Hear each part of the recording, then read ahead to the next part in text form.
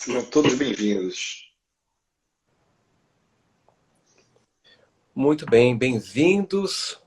Boa noite a todos agora para valer. Sejam bem-vindos a mais uma live, esta que será a terceira e última parte da série Indo Além do Ego. Então, para abrir, só abrindo um parênteses, para quem não conseguiu assistir nem a primeira parte, nem a segunda, basta acessar o nosso canal no YouTube, que as lives estão lá. Lembrem que nós estamos com uma questão de restrição aqui no Instagram, que ainda não foi normalizado, então nós não conseguimos fazer o upload das lives quando termina. Então nós estamos encaminhando, né, Flavinho, para o É, YouTube. inclusive essa live de hoje também amanhã estará no canal do YouTube, né? Caso a gente não consiga postar aqui, né? Sim, Mas, de qualquer forma, vai estar lá no YouTube, né? Para perfeito. poder assistir de novo. Isso. E é muito importante, para quem não assistiu as duas primeiras partes, assistir, porque os assuntos eles têm um encadeamento. Então, assistindo a primeira e a segunda, essa terceira parte ela vai fazer um sentido ainda muito mais amplo por conta dos nexos de conceitos, etc. Né? E como não poderia ser diferente, o nosso assunto de hoje, né, nós vamos dedicar essa última live dessa série ao tema meditação. Meditação é a saída. Você ia fazer um comentário, Flavinho? Não, eu estava tentando tirar as, as letras aqui da minha cara, mas não estou Ah, conseguindo. ok. Então, o assunto meditação, na minha opinião, ele é a meditação em si, a prática de meditação, na minha opinião, é um dos recursos mais importantes de se usar na nossa vida. Por quê? Porque através da prática da meditação, você gradualmente consegue escapar, sair desse grande labirinto de ilusões fomentados pelo ego, logo pelo centro periférico da mente, que eu expliquei bastante na última live. E, além disso, a meditação, ela restaura a clareza espiritual. Se você, por exemplo, a clareza espiritual é o que te dá a percepção clara do seu caminho nessa existência. E se você não tiver um nível de clareza espiritual suficiente, você então vai tentar ser confiante. A confiança é um substituto muito fraco para a clareza. E se você não tem clareza, você vai tentar ser confiante e aí você já estará no esforço. Já a clareza não. A clareza espiritual, ela surge naturalmente à medida em que você conquista uma mente mais serena. E com esta clareza presente, você consegue naturalmente usufruir do poder de ação.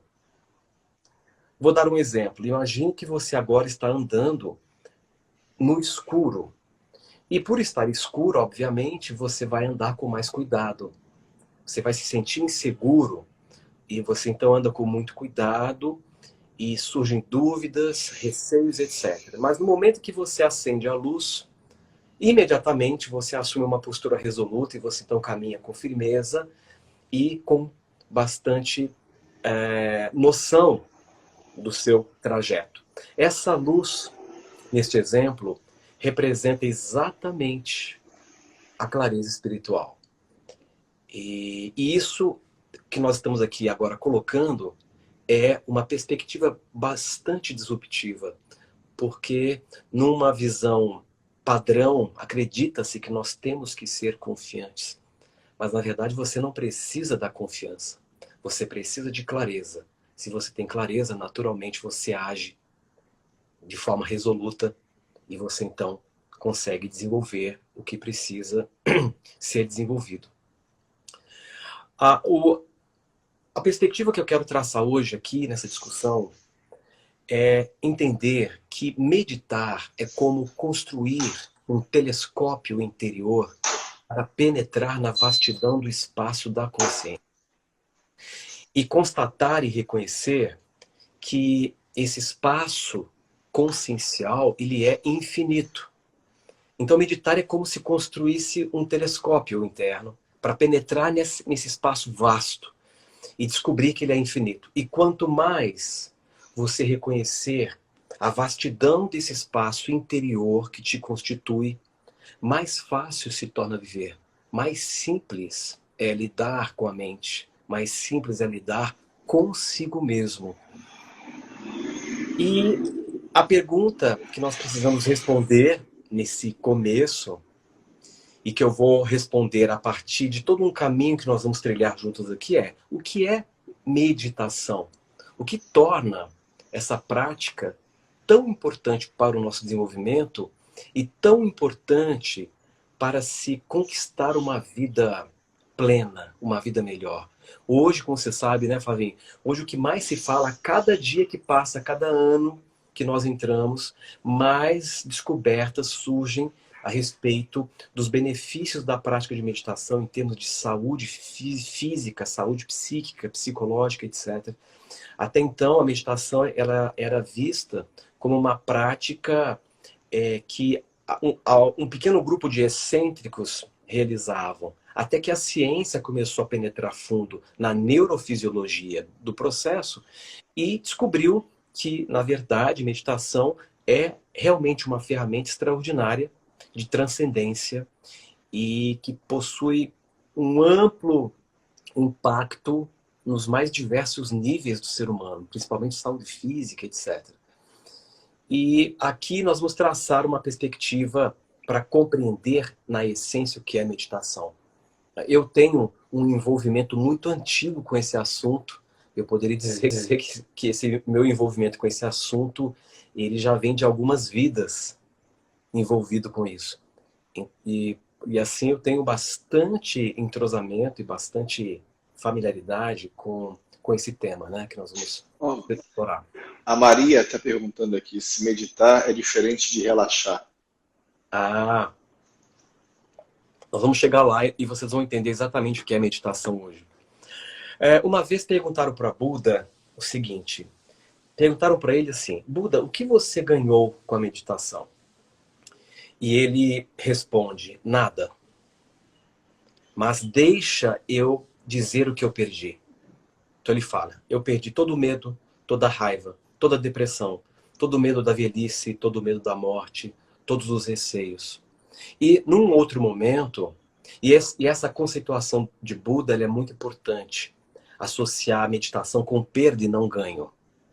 E eu vou contextualizar o que significa essa perda aqui nessa nossa discussão. E uma outra vez perguntaram a Siddhartha, né, quando ele atingiu a iluminação, perguntaram para ele o que é a iluminação.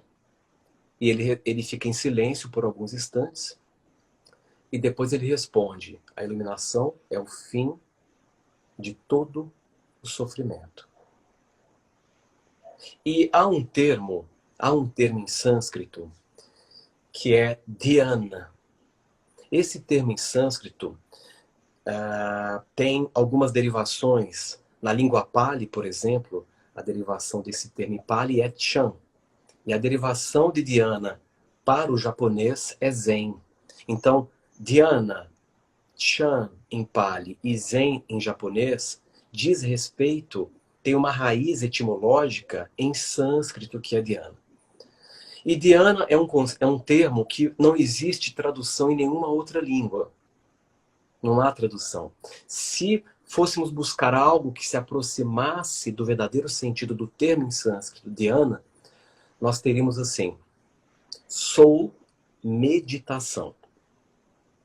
Sou meditação. O que implica em dizer que aquele que medita, ao praticar a meditação, deve se diluir e desaparecer na prática em si, restando apenas a meditação.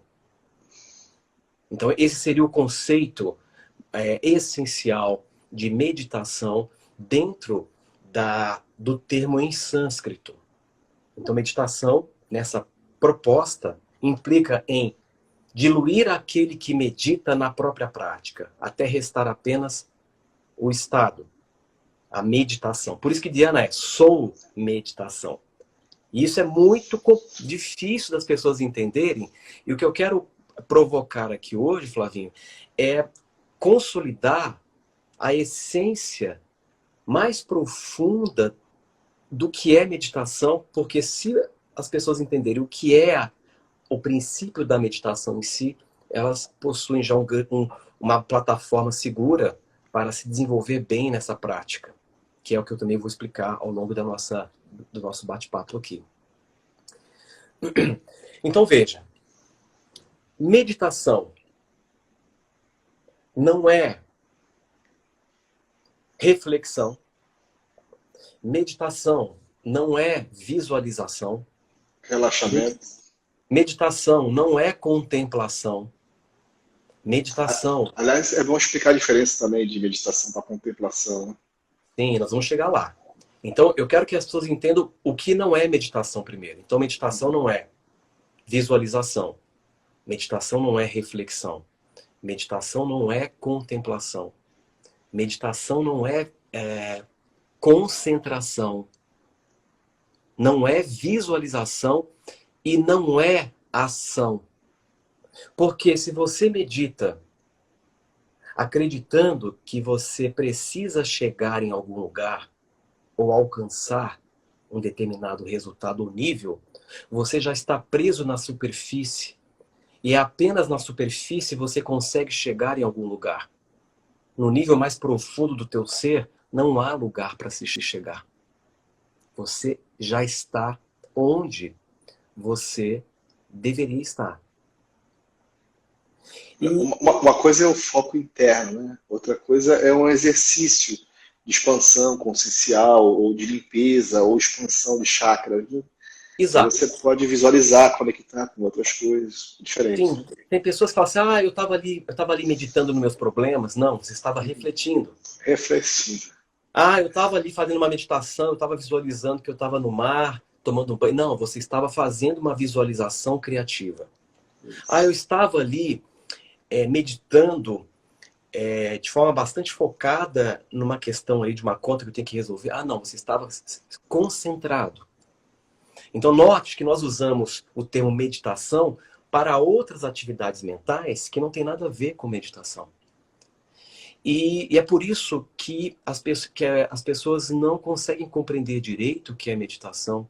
Muitas pessoas praticam meditação, poucas são as pessoas que entram em meditação. E aqui tem uma diferença muito grande. A maioria das pessoas está praticando meditação.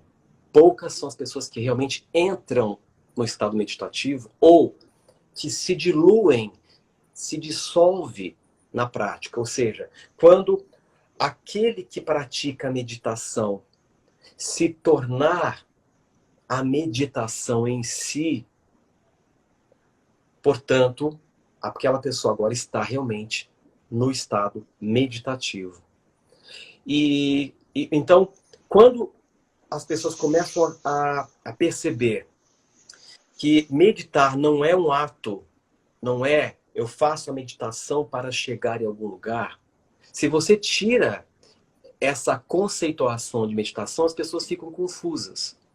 Porque nós vivemos numa cultura em que é estimulado o chegar em algum lugar sempre. Tudo que você faz é para alguma coisa. E meditação não é para atingir alguma coisa. Paradoxalmente, não é para atingir alguma coisa. E, portanto, meditação, ela não é... Se ela não é uma ação, o que é a meditação? A meditação, ela é uma qualidade. Ela é uma qualidade. Uma qualidade consciencial que você conquista com a prática. E essa qualidade consciencial que você conquista com a prática, ela está toda embasada em um processo que implica em perda interna. Você vê que interessante, né? Eu tô propondo uma abordagem diferente e as pessoas aqui no chat, elas estão tentando enquadrar o que eu estou falando dentro daquilo que elas possuem de entendimento, que elas acham que é meditação. Por isso que esse exercício é interessante, da gente desconstruir certas coisas para entender a essência do que é a meditação. E essa perda que eu estou me referindo, né, que eu comentei que meditação é uma qualidade consciencial que você conquista a partir de um processo constante de perda interna.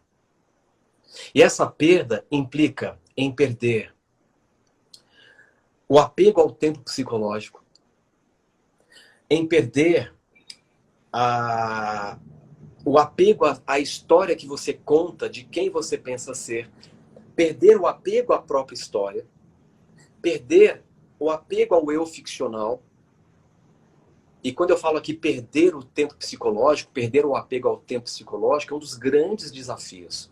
É uma das maiores renúncias espirituais, você renunciar ao passado e renunciar ao futuro. As expectativas, né? Sim, isso requer um nível de consciência realmente bem refinado. Em suma, todas essas perdas que eu coloquei resume, no final das contas, numa perda maior, que é perder a identificação com a mente. Eu coloquei nas primeiras partes da live que o forte elemento de distúrbio herdado pelo ser humano é exatamente este mecanismo que nos foi implantado psicogenicamente, que é este mecanismo que nos leva a uma identificação crônica com a mente e com a história que lá existe. E a perda última na meditação é exatamente perder esta identificação com o mental. Porque essa identificação crônica da consciência com a mente é o que mantém a humanidade inteira presa na maior ilusão de todas. E qual seria esta ilusão de todas? Se você perde a identificação com a mente, consequentemente você perde o ego, que é o resultado da identificação com a mente. Lembremos que a definição de ego que eu coloquei na nossa série é o ego como um processo resultante da identificação com a mente. Então, se você, num ato de renúncia, renuncia à identificação com a mente, você renuncia o ego. E esse estado crônico de identificação com a mente nos mantém presos na maior ilusão de todas. E qual seria essa ilusão? Aqui eu vou usar uma colocação que o Modi, um grande espiritualista havaiano, coloca. A ilusão é: você é uma consciência sonhando que está buscando, que é um buscador da própria consciência. Essa é a grande ilusão. Paradoxal, né? É a grande ilusão. Você é a consciência sonhando que é um buscador da própria consciência. Profundo, né? E dentro dessa ilusão, nós não conseguimos entender e compreender na profundidade que não há necessidade de busca pela consciência, porque você é a própria ela. consciência. E há uma colocação muito, muito importante também de Sêneca, filósofo grego, que ele fala uma coisa interessante que faz referência a este processo de quando se perde a identificação com a mente. Sêneca coloca uma coisa que é assim: somente o desperto é capaz de contar o seu sonho. Somente o desperto é capaz de contar o seu sonho. Somente aquele que está acordado é capaz de contar o sonho. É claro. Se você não está acordado, você acredita que a sua vida é o próprio sonho. Perfeito, né? Não é interessante isso? É simples, mas ao mesmo tempo... Quer dizer, é óbvio, mas não é simples, né? É isso Sim. que eu queria dizer. Exato. E portanto, neste processo, nesta qualidade consciencial que você conquista, a partir deste mecanismo de perda contínua que você entra na prática da meditação genuína, você gradualmente começa a se dissociar de todos os reflexos desta identificação com a mente.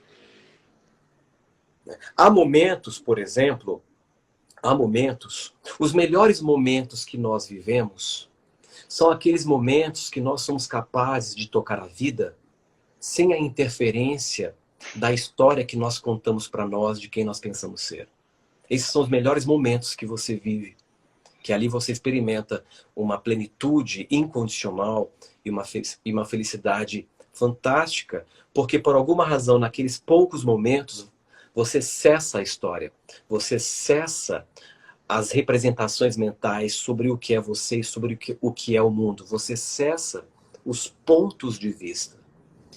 E à medida que você então começa a compreender que o apego, a forte associação com essa história de quem você pensa ser, é o que te priva do contato genuíno com a vida, e se você está se mantendo preso a essa história que você insiste em retroalimentar, insiste em contar para si mesmo, você estará no modo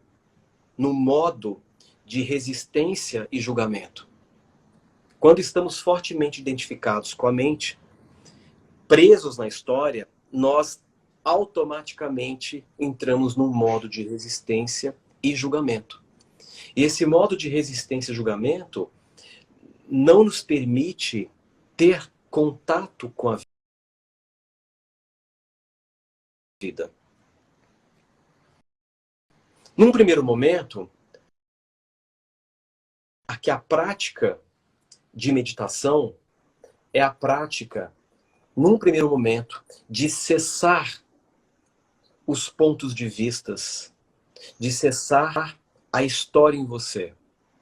Depois eu vou, mais para o final, contextualizar o que é a prática, como se faz uma prática para realmente entrar num processo genuíno de meditação.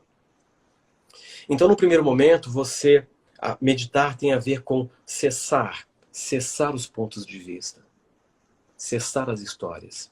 E ao cessar os pontos de vista, meditar implica também em sentir aquilo que não há uma representação na mente, que é este vazio, esse espaço amplo em você que surge a partir do momento que você cessa as histórias. A mente não consegue lidar com aquilo que não tem uma forma nela. Não é? E esse vazio não tem uma forma na mente. Quando você sente este vazio, que não é a ausência de algo, e sim a presença em você, é uma presença espiritual. Ou seja, você está preenchido por esse vazio, né? Exato. Este vazio ele está aí para lhe preencher e não para ser preenchido. E este vazio, que não é um vazio e sim um espaço infinito, é parte de quem você é. Compõe a sua verdadeira identidade. Mas quando nós colocamos algo desta forma, você vai dizer assim, analisando pelo ponto de vista mental, mas como assim? Eu sou um vazio? Porque a mente não tem referência para entender isso. O Dourado falou, que lindo, eu também achei, ele tirou as palavras da minha boca, né? Galera, pô, quem está entendendo isso, quem está achando legal, interessante, vamos aplaudir, vamos botar mãozinha, vamos botar o namastê, vamos escrever aqui pro Horácio em forma de gratidão, né? Porque realmente é muito bonito todo esse ensinamento e tem tudo a ver com o que a gente hoje precisa para entender como ter uma vida plena que todo mundo quer alcançar, né? Exato. E dentro desse ponto de vista que eu estou colocando, de que meditação é o cessar das histórias, meditação é sentir aquilo que não tem uma forma na mente e que está em você, o que nós estamos colocando que meditar é um processo em que você rompe com as histórias, rompe com os pontos de vista, você cessa os pontos de vista e você cessa as elaborações. Meditação não implica em elaborar. Depois, no final, vou explicar isso. Você não precisa de imagens e não deve usar imagens. Você não precisa de mantras e não deve usar mantras. O mantra ele é um auxiliador para acalmar a sua mente. Mas a verdadeira prática de meditação não envolve elaboração nenhuma mental. E muito menos esforço. Tem uma citação do Osho que eu gosto muito, que ele diz o seguinte: se você se esforça para voltar-se para dentro, ainda assim estará saindo de si mesmo. É, Porque se você está se esforçando para meditar, você está corrompendo a prática da meditação em si. Porque meditar não é esforço. Não implica em esforço. E, portanto, para que haja o desenvolvimento genuíno da meditação em si, nós precisamos usar em equilíbrio duas funções da consciência. A consciência possui duas funções básicas que eu já tratei aqui. A primeira função é observação e a segunda função é absorção. Então, meditar tem como ponto de partida a sua habilidade de aplicar esta primeira função, que é a observação. A observação ou o testemunhar da própria mente. Testemunhar os conteúdos, testemunhar os pensamentos. E à medida que você usa a observação, você gradualmente começa a restaurar a percepção do espaço, porque a observação consciente coloca os conteúdos em perspectiva e surge em você um espaço entre você e os conteúdos, entre você e os pensamentos, entre você e as pessoas, entre você e a vida. Então, o observar é o recurso fundamental da prática de meditação. O segundo recurso, que é a segunda função da consciência, é a absorção. À medida que você, com a observação, reconhece o espaço entre você e a mente, e esse é o início da desidentificação com a mente. Quando você, pela observação, consegue reconhecer que há um espaço entre você e a mente.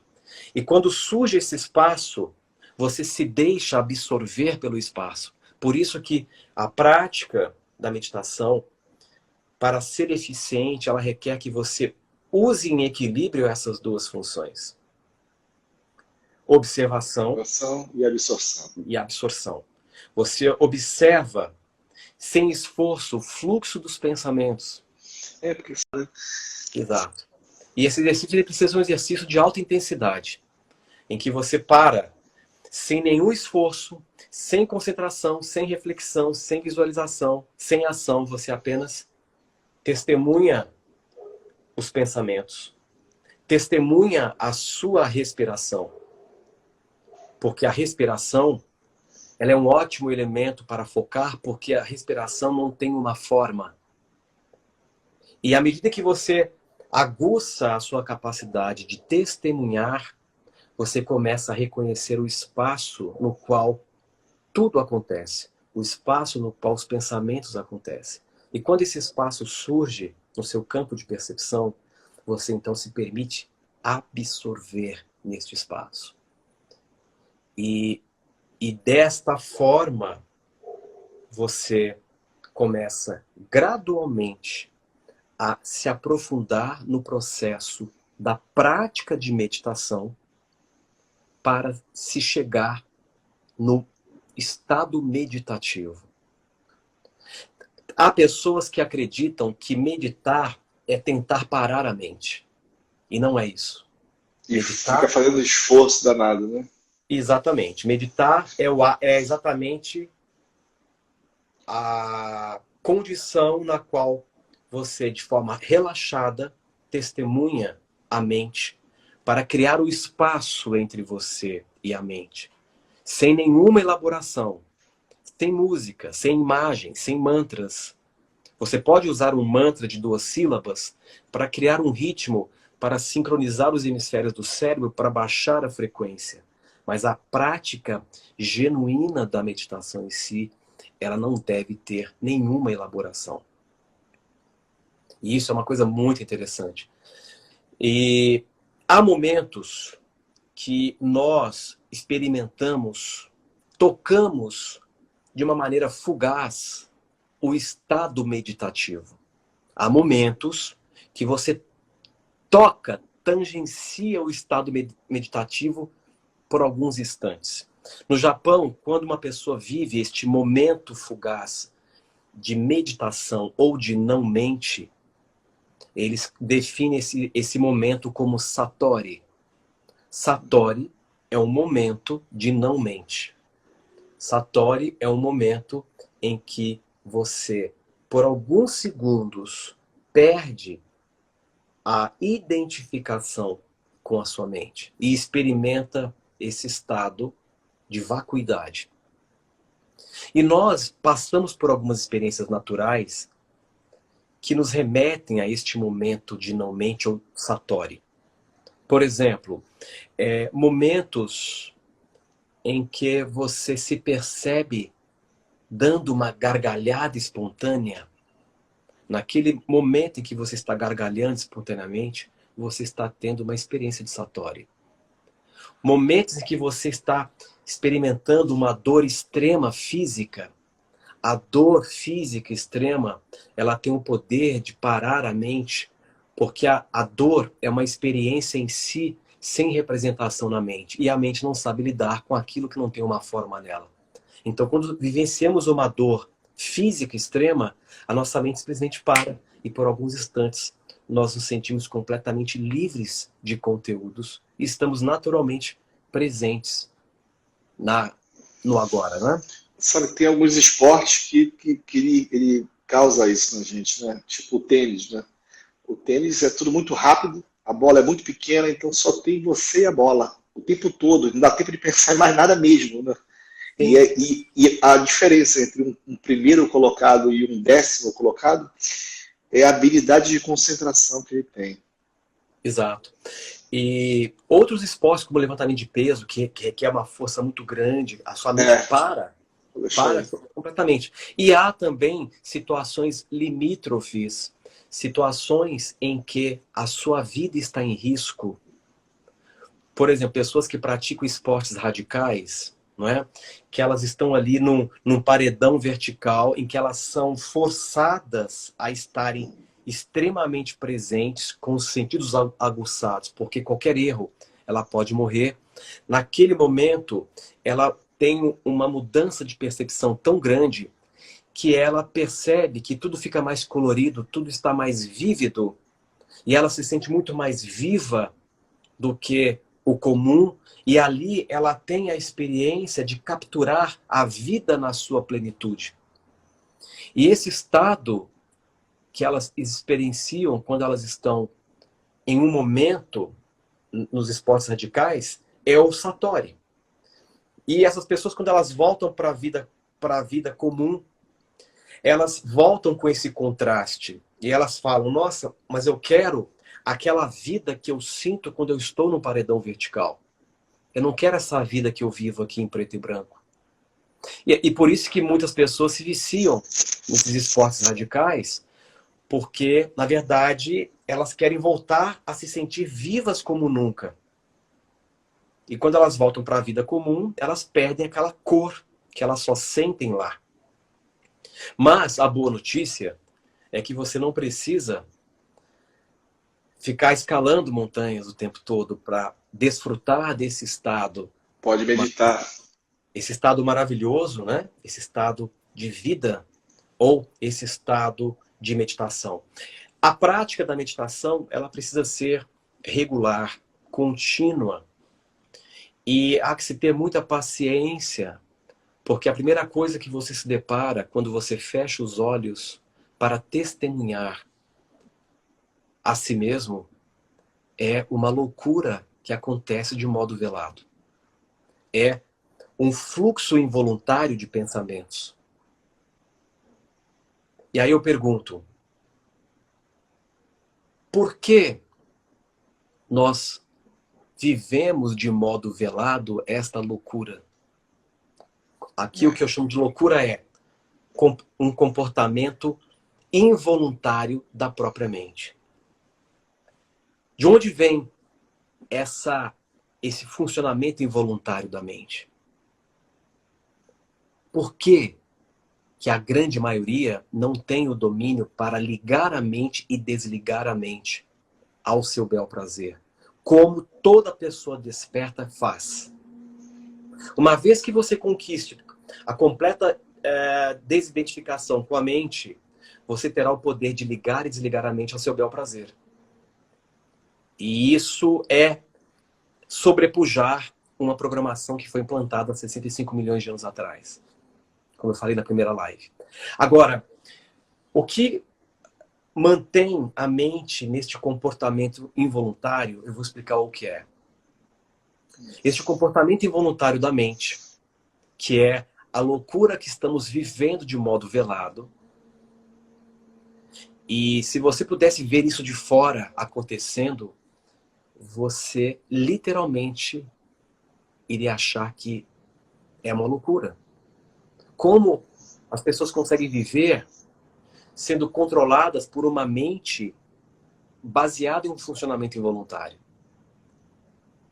E, portanto, este comportamento involuntário, esse fluxo incessante da mente involuntário, se deve a um hábito, que é o hábito de resistência.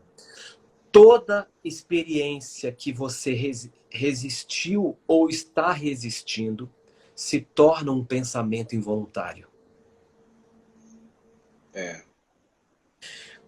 À medida que você vai se dando direito, com muita elegância, a aceitar o que foi e a aceitar o que está sendo, você começa a sutilizar o seu processo mental.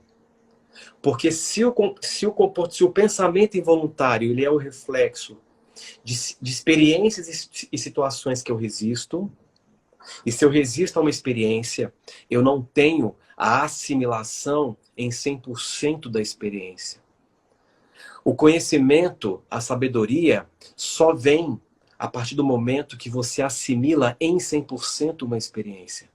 Se você não assimila em 100% uma experiência, e para assimilar em 100%, você precisa aceitar como ela foi ou como ela é, essa experiência não assimilada na sua totalidade se torna uma existência paralela em você.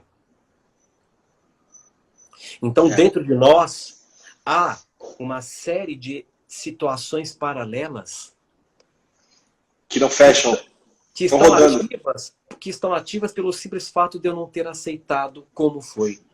Eu lembro de uma live que você falou, isso já tem alguns meses, que todo pensamento que gera uma emoção, algum conflito, alguma coisa, é porque é uma realidade que ainda está em funcionamento em algum lugar, né? Exato. Todo pensamento que gera em você ainda, toda memória que gera em você ainda sinergismo emocional, não é registro, é existência paralela. Quando uma experiência é bem assimilada, ela não se torna uma existência paralela, e sim uma referência de conhecimento. Você lembra qual foi a live? Nossa. Ah, não lembro, acho que faz tempo, né?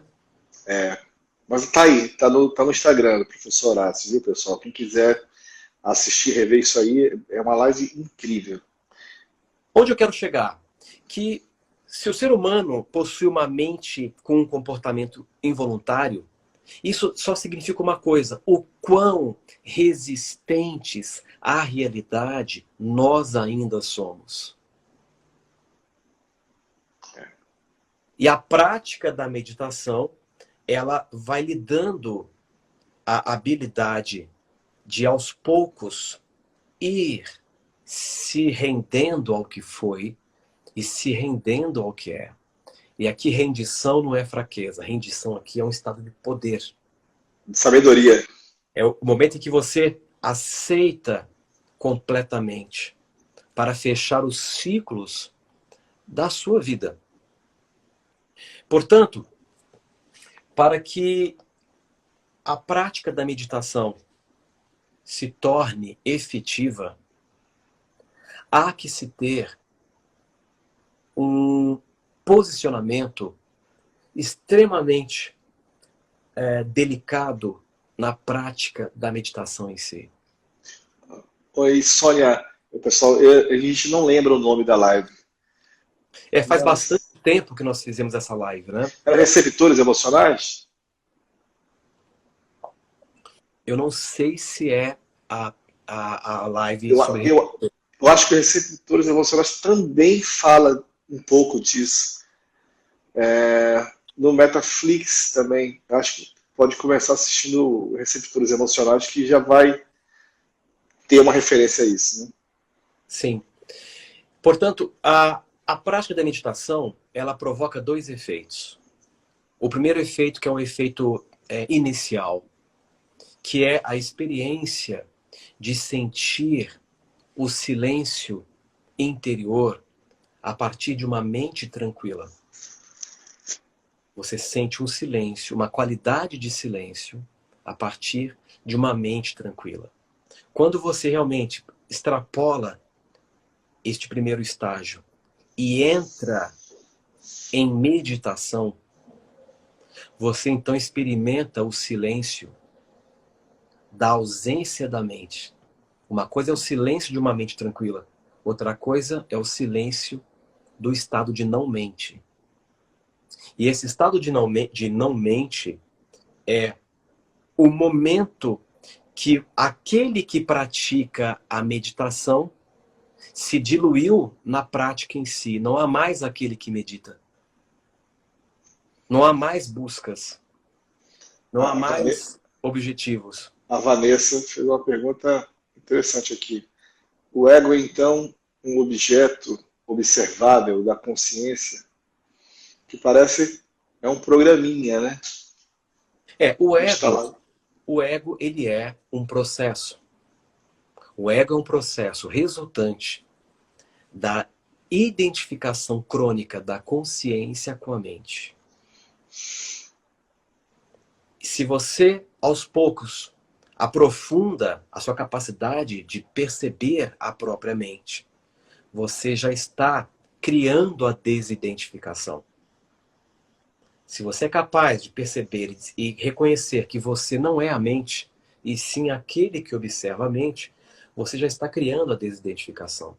E se você começa a criar a desidentificação e vai aprofundando essa desidentificação, naturalmente, este processo resultante da identificação com a mente, que é o ego, vai cedendo.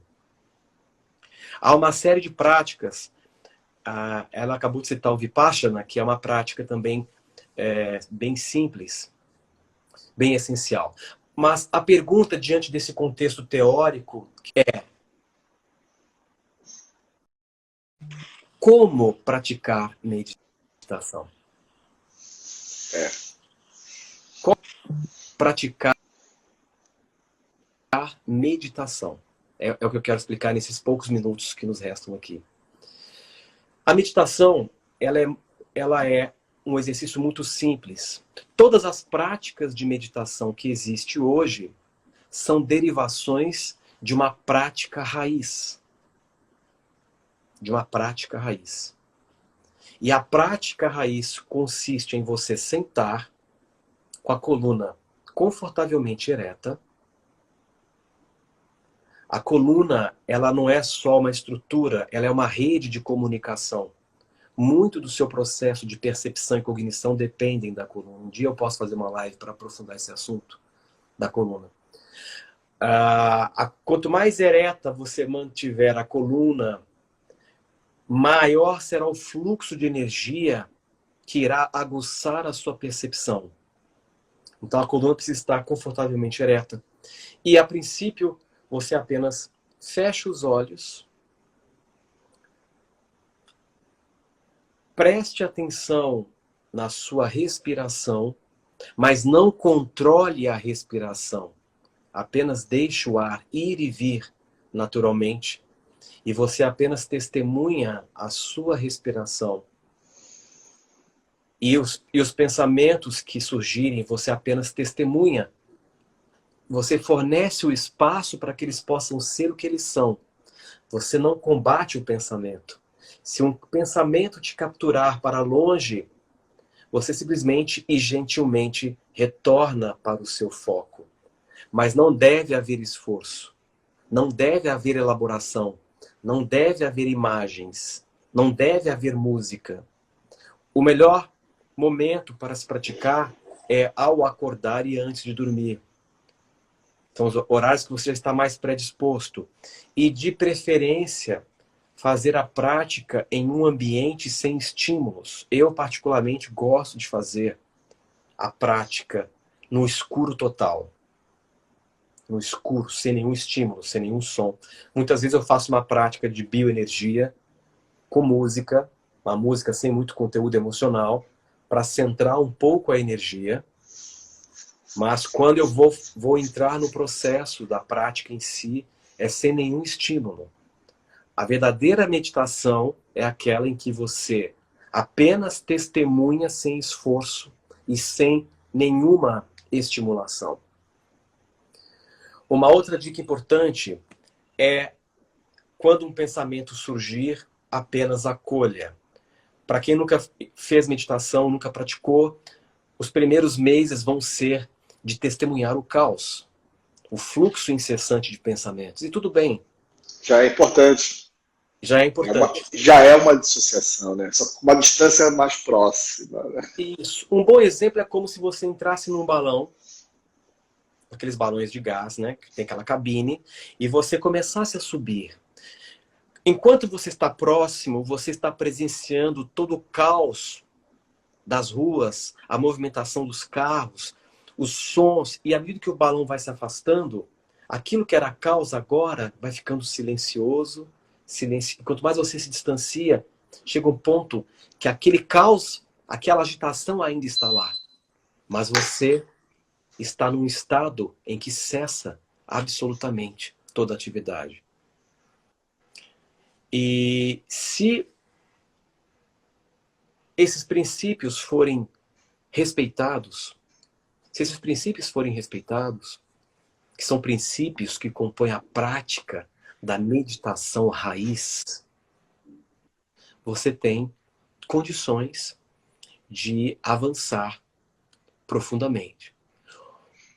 Uma outra coisa que é interessante é que tem pessoas que praticam meditação há 20 anos e nunca entrou em meditação.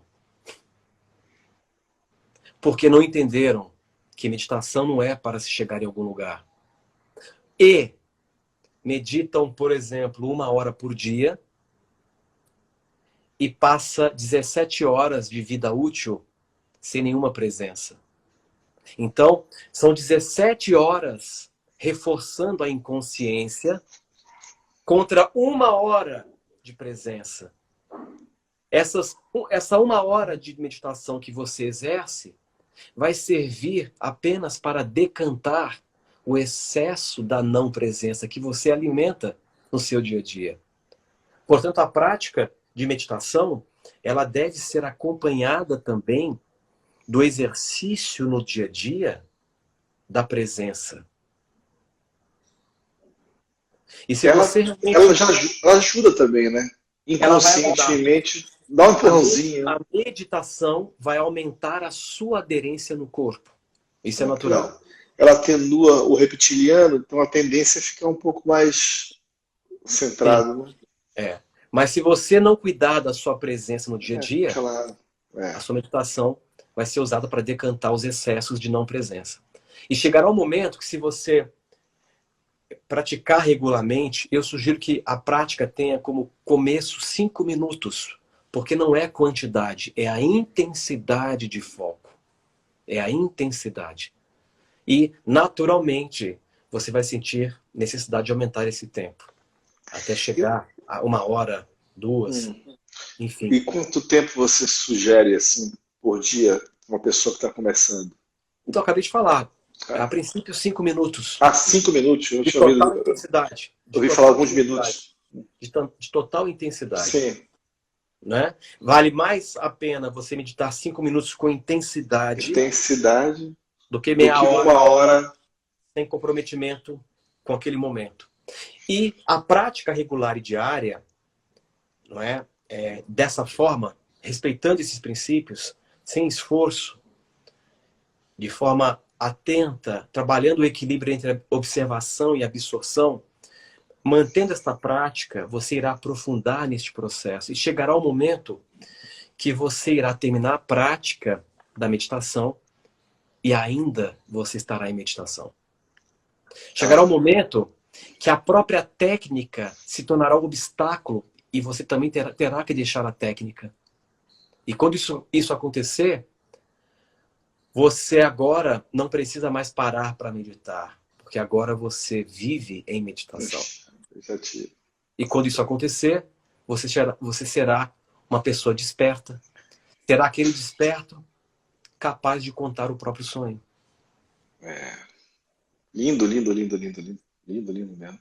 Então, umas pessoas lá em cima perguntaram, Márcio, se a Oloev, a prática do cetro, do poder, se isso é algum tipo de meditação. Não, isso aí é um exercício de expansão consciencial, chakra e tal.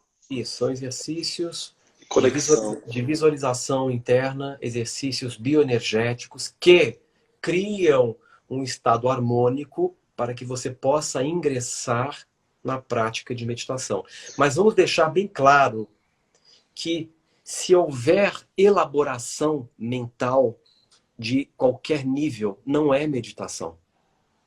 Meditação implica uma prática sem elaboração, sem estímulos. E o Loewe é o oposto disso. É uma série de estímulos para levar você para um outro nível. Mas é diferente da meditação, que é você se centrar, você se esvaziar com todo esse vazio que, na verdade, é o que te preenche, né? Exato. E eu comecei a meditar muito cedo, espontaneamente. Até pelo E na Índia, você ia passar o dia inteiro meditando ali. Isso, mas assim, o interessante é que como eu já tinha esse envolvimento com a meditação de muitas vidas pretéritas, que eu venho envolvido com isso, são muitas vidas mexendo com isso. Nessa vida, o ímpeto de meditar, ele aconteceu sozinho. Eu simplesmente, quando muito novo, eu senti a necessidade de sentar e fechar os olhos. Né? E isso foi evocando uma série de coisas. Né? Enfim, é uma live curta, que não tem como aprofundar os diversos aspectos da meditação aqui. Eu quis compartilhar o que eu acho essencial para que você construa o entendimento fidedigno do que é meditação, para você então poder avançar. Meditação não é concentração, meditação não é expansão de consciência, meditação é um processo muito sutil, muito profundo, no qual você reconhece quem você é na sua verdadeira identidade. Flavinho, avisos para fechar essa live.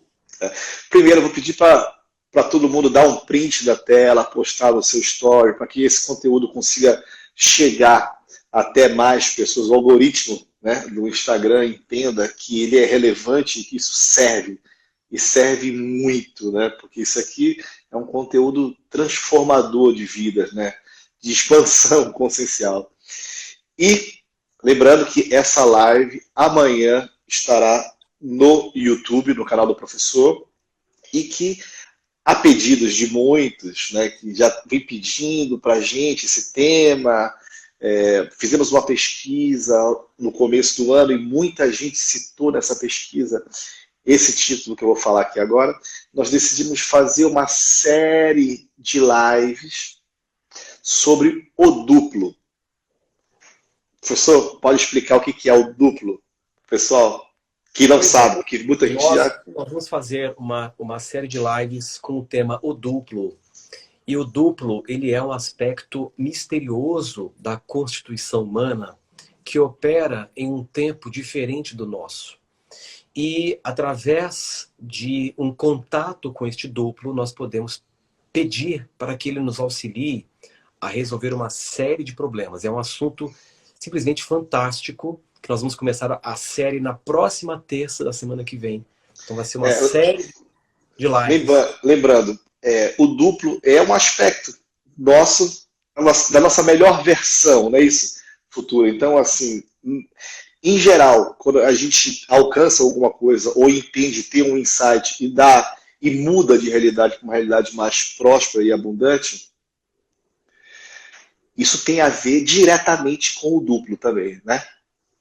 Tem a ver. E o duplo, como nós vamos ver, é o aspecto, digamos assim, ondulatório da nossa Constituição e que opera num tempo muito mais rápido, muito mais veloz do que o nosso. Então aguardem, porque vai ser uma série Incrível. imperdível. E é isso. Então, aquele print agora, postando no Stories, para que a gente possa ter um alcance maior. E muito obrigado, professor. Muito obrigado a todos, né? Obrigado a todos pela presença, um grande abraço, uma boa noite e vejo vocês na Semana que vem, terça-feira da semana que vem com já com mais o uma duplo. série incrível, com muito conteúdo transformador. Um É abraço isso. e até lá. Obrigado, Flavinho. E Um até beijo a mais. todos. Um beijo, professor.